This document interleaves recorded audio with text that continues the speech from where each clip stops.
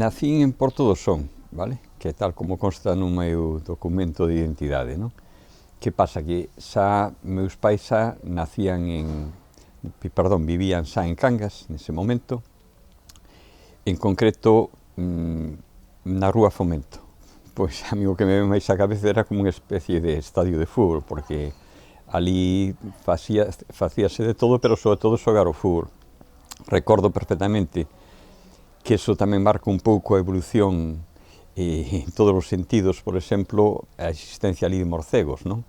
Había anduriñas, pero tamén morcegos que hasta tropezaban contigo cando chegaba a noite, por poñerche un exemplo, e claro, eso xa che dá a dimensión de como cambiou Cangas e como cambia incluso o planeta, podíamos decir, non? Manolito Raúl, que logo, igual que o seu pai, pois foi mariñeiro de toda a súa vida, e outro Manolito que era do famoso Barcelta, bueno, por decir dous casos, pero claro, todo que é un pouco a xente dese entorno, non? Que moitos deles, por exemplo, a xente do Costal e de outras zonas do centro de Cangas que se empezara a poñer nomes seguro que te sonaría moito, non? Como Ciro Fonseca, outros que eran maiores que a nós, pero que, bueno, que facían toda a vida social nese entorno, non? Era como me chama meu avó, Manito, e de feito, aínda nos amigos máis próximos, a veces meténdose comigo me chaman por ese nome, que non é meterse, un plan absolutamente afectuoso, non, por razóns obvias. E foi a raíz deso, de que meu avó simplificaba o nombre e lle resultaba máis fácil decirlo así. Unha característica moi propia daquel momento que se trataba de disfrutar e vivir a tope, o mellor xa polo marco da ditadura que o que permitía sobrevivir, e a miña relación fundamentalmente foi precisamente con compañeiros que estaban entroncados con familias do mundo do traballo e que evidentemente eso, bastante se facía no día a día, pero podes asegurar que se disfrutaba da vida como se por desgracia non noto que hai ese disfrute, non? Ese vivir no día a día que realmente provoca que aprecies as cousas que se creen pequenas e que logo na distancia ves que realmente era importante. A verdade que eu creo que a infancia dos canguenses en xeral, dentro das enormes dificultades, foi un momento moi especial, polo menos do meu punto de vista. Podía citar o que en aquel momento estaba máis en boga, non? Imagínate Marisol, Rocío Dúrcal, aquilo que eran un pouco todo o que proviña daquele entorno franquista, non? De os irmáns Ozores, Toni Leblanc, e logo, claro, as famosas vaqueradas que facían co cine Calvar, fundamentalmente empezase a troar cando a xente empezaba a aplaudir e a empezar a petar no chan, non? Entonces, bueno, sí, eran esas películas que en aquel momento estaba máis en boga, pero bueno, despois xa, claro, que sei, non sei como se pronuncia en inglés o de West Side Story, todo este tipo de películas que te chaman a atención, como outras así, Ben-Hur, bueno, te podía relatar moitas, pero bueno, a verdad que eso me quedo como recordo, porque claro, o tipo de cine que logo vas evolucionando, xa despois xa entras noutra etapa máis juvenil, donde xa entroncas con Griffith, con Federico Fellini, con toda a Nouvelle Vague francesa, todos os Renoir, vamos. A verdade é que fomos moi afortunados xa nunha etapa posterior con relación ao cine, porque sí que accedemos a Griffith, accedemos a Eisenstein, vamos, un cine dunha calidade impresionante que tamén te marca, non? Igual que pasa coa literatura, e aí, se me permites, incluso entroncaría cunha época espléndida que antes de empezar a falar entre nós falábamos de Tucho Perete, por exemplo, cando coincidimos con Perete e outros compañeiros na academia, que foi un momento tamén moi interesante, non? E donde evidentemente, pois eso, xa empezan a surdir outras vivencias con outro alcance, e o que te quería comentar é que nese momento para mí unha persona entrañable que é Bernardino Graña, pero Bernardino Graña pai, que eu creo que a todos que tiñamos un pouco de interés de ir á raíz das cousas, pois a verdad que Bernardino Graña pai foi algo espectacular. Nos meteu no mundo da literatura, pero dunha forma espectacular. Eu creo que provocou que naquele momento se lera máis que nunca e que tuviéramos un acceso ao coñecemento e ao interés polas cousas moi especial. Eu creo que iso é de agradecer, e Cangas, eu penso que deste memorándum que se poda facer de cangueses que realmente, canguesas que merezan a pena, eu creo que o pai de Bernardino é unha persona que eu a recordo dunha forma entrañable e que realmente sí que hai que reivindicar a Bernardino, tamén o fillo naturalmente, pero o pai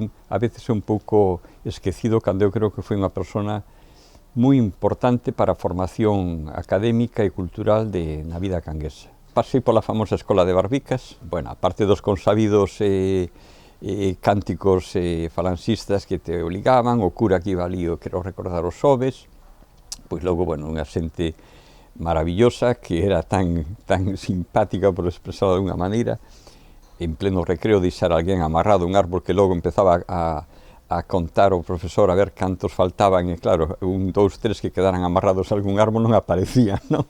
Ata que o día seguinte nos enterábamos, non?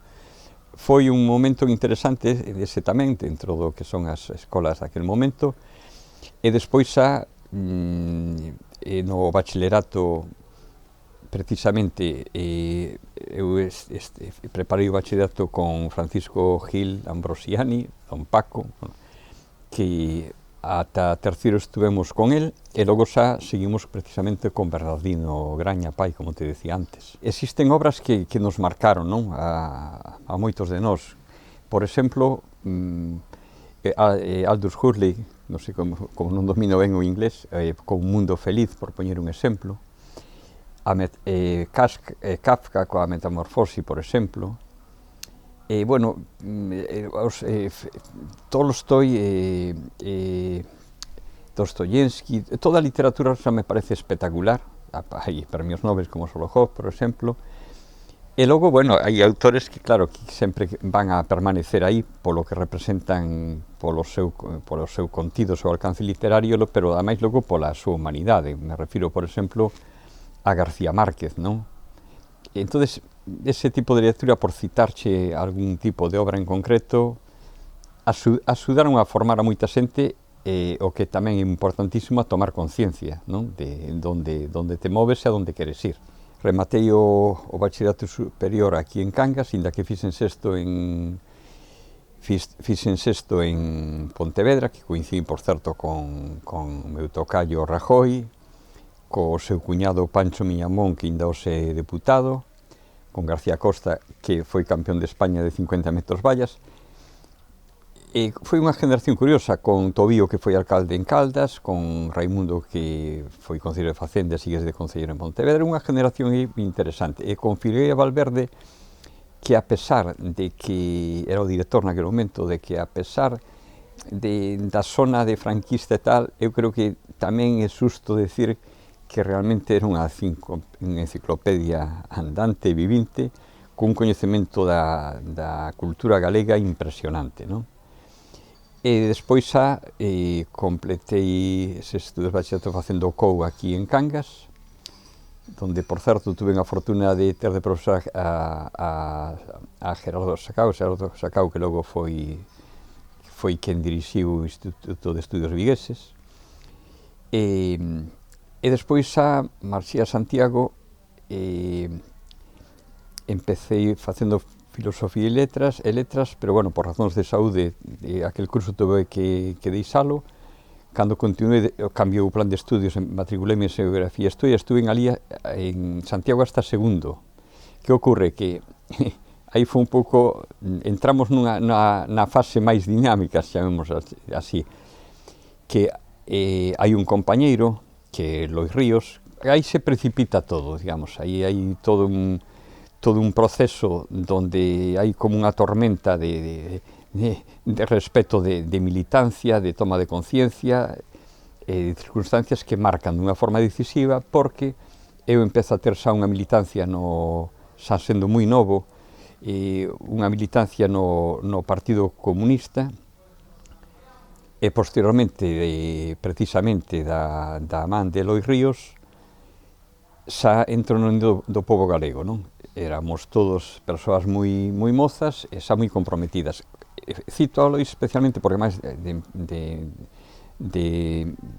dar o paso, por exemplo, a militar, de pasar do Partido Comunista á Unión do Pobo Galego, Lois resulta que nunha acción clandestina a policía o descubre e ten que abandonar o seu coche en Seixo, que logo o seu irmán e máis eu tivemos que ir a sacar os sprays e os panfletos que había ali, con risco, porque claro, se o coche estivera controlado, o mellor tamén había un xiro aí da nosa vida, e ao marchar Lois, que era o responsable político da Unión do Pobo Galego aquí no Morrazo, entón propóñeme a min que pase a levar o que é a responsabilidade política dentro da Unión do Pobo Galego aquí no Morrazo, especialmente en Cangas, claro, e entonces eso provoca que abandone os estudos e prosiguéramos aquí toda unha loita que, bueno, que ainda dura, para o bo e para o malo. Tamén aquí os cregos tamén tiveron unha influencia moi importante, non? A través do centro parroquial en Cangas, pero tamén logo en Tomallo, en Meira, e no Ío con Furelos, por exemplo, en Cangas con Eduardo, con José María en Moaña, con Duarte, toda esta xente que fixeron un traballo curioso. De feito, a policía podeche asegurar que os odiaba, eso me consta, e quero dicir con isto que a través de organizacións constituídas que nos eran allías, pero que aquí pronto colleron un corpo porque era o que había onde te podías mover, como eran a Xuventude Estudiantil Católica, pero sobre todo a Xuventude Obreira Católica, que era o que se movía desde aquí. Aí empezou todo un activismo, pois desde a música ao teatro e as charlas políticas, non? Mais ou menos tal. E aí, o que decía antes, hai unha fervenza tal de acontecimentos que podoche dicir que foi un movimento interesantísimo, porque aquí por Cangas pasou, que recorda así hora de memoria, claro, isto podemos presumir que é improvisado, pero a veces tamén iso permite que sea máis fresco, non? En ese sentido, que me veñan á memoria, por aquí, por exemplo, pasaron Belarmino, que era un dirixente sindical en Barreras, pero que chegou a vir a dar unha serie de charlas aquí en Cangas. Pasou Covelo, que era un economista tamén que en aquel momento sonaba moito, é unha persona tamén como moi formada. Por aquí pasou Collazo Araújo, que era Abelardo Collazo Araújo, que era responsable político noso no Partido Comunista. Por aquí pasou Moncho Reboiras, que creo que non fai falta explicar quen foi. Por aquí tamén, aquí estuve e compartimos amizade con Humberto Baena, que sabedes que foi fusilado polo régime franquista. Peter lle chamábamos nós, e ademais que é curioso, xente que ao mellor se crea arredor deste tipo de persoas como algo monstruoso, e sin embargo Humberto Baena era unha persona super cercana, unha persona moi amiga e moi de gustarlle a diversión como nos pode gustar a todos, non? Entón, xa che digo, non sei onde pararme con todo isto porque, vamos, xa che digo, aí foi dunha dimensión enorme, porque me quedaba atrás, por exemplo, falar que aquí estuvo Viviano, pero me acordo de estar con Xerardo Moscoso en Moaña, en Abelendo, para ser máis concreto, e logo xa deu pé a que viñera Miro Casabella, incluso acordo dun festival que se organizara, que agora que se vai a facer un acto de homenaxe a Kika Arguindei no cine de Leta, no cine Calvar, como se lle quera chamar, que viu Seca Afonso. Podo tamén presumir de compartir unha relación moi boa con Xosé Mario Branco, que desgraciadamente xa faleceu. Que a máis conto unha anécdota, porque con un amigo portugués meu lle comentaba que o día que morra a mí me ven á cabeza unha canción precisamente de Xosé Mario Branco, que naquele momento non me acordaba que era del, logo me conta perfectamente, pero nese momento tal, e me entero ese día que morre Xosé Mario Branco, non? Naquele momento sonaba máis, no momento este que ti te refires de cando empezaron as inquietudes, sonaba máis Luis Cilía e logo propio Seca Afonso, non? Entonces, por concretar máis eso, eu penso que a JOT aquí tuvo unha importancia enorme, eso está clarísimo, tamén foi dos sitios que marcou, non? O explica un pouco unha frase de Alberto Moravia, non? O escritor este romano, non? Que decía el que as democracias duran máis que as ditaduras. A ditadura eu creo que provocou unha toma de conciencia, unha reacción na clase obreira, no estudantado, a nivel xeral, non? De xente con conciencia democrática de esquerdas, pois provocou unha rebeldía, unha resposta. Hoxe en día, a moitos nos ven a cabeza aquilo de cando o caudillo dixo que todo quedaba atado ben atado. Esa sensación como que percibimos, non? Bueno, hai toda unha polémica, todo un debate alrededor do réxime do 78, pero é certo que de alguna forma explica que nos venderon unha democracia moldeada a imaxen e semellanza dos intereses dos que realmente teñen o control político, social e económico.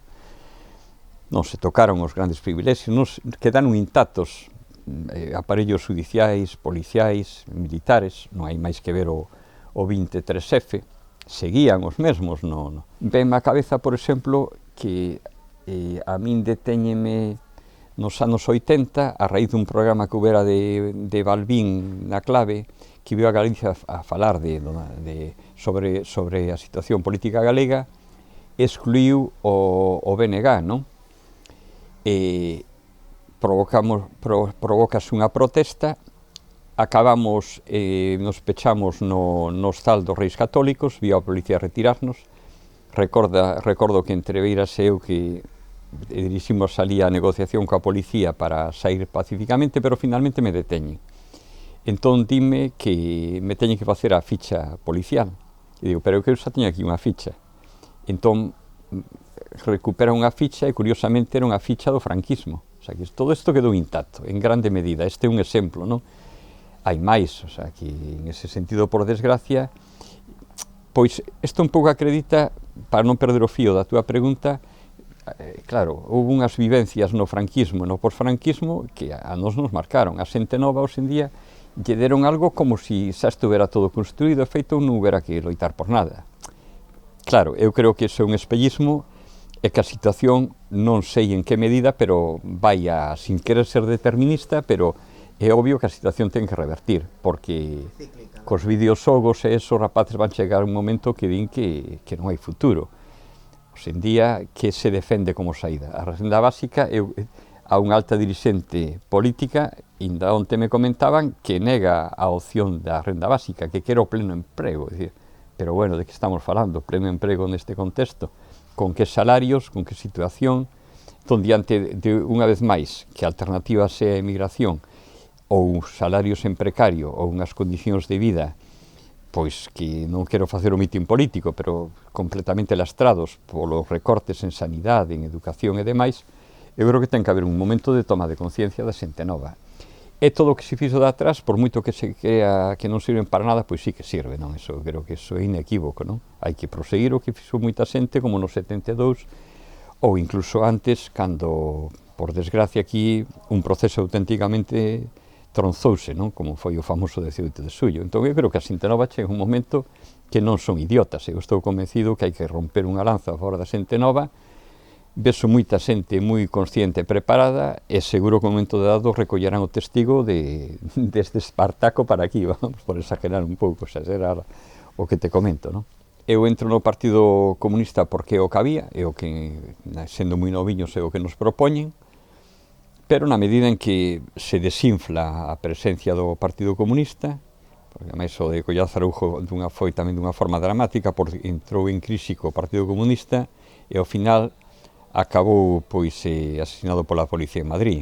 Moncho Reboiras, que tamén te falaba antes del, pois no Ferrol. Aí pasas ao UPG, que é un pouco o xerme do BNG, e aí conoces un pouco toda aquí a dirección do BNG. Nos entramos un momento determinado en contradición co BNG, entendíamos que había un xiro que abandonaba principios de esquerda importantes, pero bueno, a relación con Beiras seguiu sendo positiva. Entendo que non podía ser de outra maneira, unha cousa de diferencias políticas que se podan surdir, e outra cousa, o recoñecemento, inda que todos cometemos erros ou temos diferencias, pero eu creo que todos facemos falta, todos e todas, claro, E, de feito, eso provocou que Beiras tamén xa fora do BNG, confluímos xunto con Yolanda Díaz na constitución da Alternativa Galega de Esquerdas, que curiosamente é algo que nunca se valorou, nunca se analizou en profundidade, porque hace aquí en Cangas sí que foi en ese sentido o que é a referencia de que é posible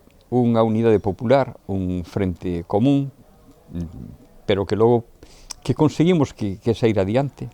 Recordome perfectamente esta hemeroteca, por exemplo, para ver que hubo un encontro entre a Fronte Popular Galega, que en aquel momento era o secretario xeral, e con Esquerda Unida, que naquele momento tamén estaba representado por Yolanda Díaz. E a partir de aí se traslada a idea a Beiras está totalmente de acordo, e cando Surdeague. Que pasa? E logo unha mala condución política dese proceso e unhas ambicións políticas desmedidas, chamémoslle así, pois provocaron que aquilo non proseguira, pero realmente eu son dos que creo que aquilo foi unha oportunidade histórica perdida. Pero, bueno, dentro do que o nacionalismo de esquerdas, que é onde eu me encadro, pois a relación con Beiras en ese sentido foi importante. Eu creo que todo o que aportaron todos os dirigentes históricos do nacionalismo galego, eu creo que hai que recuperalos porque, coas diferencias que sean, non deixa de ser unha herdanza e, de alguna maneira, unha testemunha de que sí que se poden cambiar as cousas aquí a nivel galego en favor das clases sociales que neste momento están máis machacadas, non? Bueno, é que aquí, si te fixas aí no cuadriño que hai de alcaldes e agora xa afortunadamente tamén alcaldesas en Cangas, polo que eu vexo, hai historiadores a nivel local que fixeron un traballo moi interesante. Eu observo que hai dous alcaldes xestores, que foi Agustín Jorge Echeverri, e despois tocoume a min a reproducir o que é esa figura, por distintas circunstancias. Bueno, creo que a situación no Estado español, en concreto aquí en Galicia, per se, non deixou nin deixa de ser complexa e complicada. A ver, desde unha reforma moi cuestionada, onde o aparato de Estado seguiu bastante intacto, como se mostra se fai un análisis profundo, de estamentos, como decíamos antes, do Exército, da Iglesia, do Poder Judicial, do Poder Económico. Os francos seguiron con todas as preventas, por poñer un exemplo, pero tamén todos os cercanos ao réxime, a relación que por exemplo, coas autopistas, con exministros franquistas, e, bueno, todo un pouco un cambalache, non, por simplificar. Nos, no ano 83, encabezaba eu a lista do BNG, gañamos as eleccións, fomos a lista máis votada, non por sumar con outras forzas de esquerda, sino que foi a lista máis votada, realmente. Eso provocou que os poderes fáticos, chamemos así, os que moven os cartos, para que se entenda así dunha forma máis sinxela, puxéranse de acordo. O PSOE mandou aquí a Cuña Novas, que era senador, mandaron cadros políticos de relevancia e sabían que estaban facendo, non? Entón é cando en alianza con, nunca mellor dito, valga a redundancia, con a Alianza Popular e cos independentes de José Luis Barreiro, é cando se fragua un acordo que é curioso, dereita e extrema dereita, danlle a alcaldía ao PSOE. Creo que non foi unha cuestión dunha ambición personal de alguén ou de que efectivamente non lles caera simpático, non? Eu creo que estaba perfectamente marcado que unha posición de esquerda consecuente, non quero presumir de nada, evidentemente, non deberá ceder a alcaldía. E non porque pensaran que o ibas a facer mal, senón porque efectivamente se pudera sentar esa línea de conduta dentro do goberno. Entonces, dixeron que aquilo había que cortar de raíz para favorecer determinados intereses que logo acabaronse vendo na rúa. O mellor é simplificar un pouco, pero si ti ves a Pedra Alta, si ves Noria, si ves a Avenida de Vigo, dice, curiosamente, no caso da Pedra Alta, aparece o local social, a sede dun partido político que a máis gobernaba, e dice, bueno, isto xa non falo de licencias concedidas en hoteles en Vigo, outros disparates. Todo eso precipitou que, evidentemente, pois, unha revolta pública que non fai falta que che explique porque aí está sobradamente documentado, non? Claro, daquilo arrancou todo demais. Creo que hai un momento unha reacción popular que en principio foi polo problema da suba da contribución, pero certo é que despois xa non era simplemente o problema da contribución, que tamén, senón incluso contra algo que a nivel popular non se soportaba, non? Esa caricatura de ditadura que non tiña nin pés nin cabeza, non? Non podes gobernar nin contra que no seu momento determinaron as urnas, ni logo cunha maioría absoluta tratar de aplastar a xente que non pensa como a ti. Claro, iso derivou no que derivou, non? Puderonse ter evitado, hai momentos máis alegres e que te reconfortan máis, seguro, pero claro, é algo que viu dado. De feito, nós naquele momento chegáramos a ter, recórdome sempre, unha reunión coa executiva do PSOE en Santiago, donde se trataba de resolver pacíficamente, dicir, bueno, mira, que dimite este señor, que entre o número 2 do PSOE, pero foi un erro tras erro, dicir, me acordo cando ademais Luis Pena, que era un personaje de película, no propio local do PSOE de Cangas lle pegou a 2 compañeiros, en Vigo lle rompeu na sede de Príncipe a clavícula ao fillo de Celso Emilio Ferreiro. Eran actitudes que logo, por exemplo, levou a que Jorge Parada, que en aquel momento era gobernador civil, retirou o apoio, que foi un pouco tamén o que provocou o fin do conflito, non? Porque, claro, non se podía solucionar por unha vía represiva, e o pobo de Cangas estaba moi insatisfeito e saiu arriba. Que se pudo evitar e que sería desexable que non se deran aqueles acontecementos, eu creo que non os desexaba ninguén, pero claro, é un momento que todo se precipita e non hai forma de frenalo, claro. Pero bueno, como dices ti, forma parte dunha historia que está aí para o bo e para o malo, non? Para aprender, en todo caso. Tristemente, eu creo que non valoramos nin o que temos. Non porque, senón, pois non se faría o urbanismo que se fixo, que comentaba antes. Habería unha posición moito máis firme na defensa dos nosos valores naturais e culturais.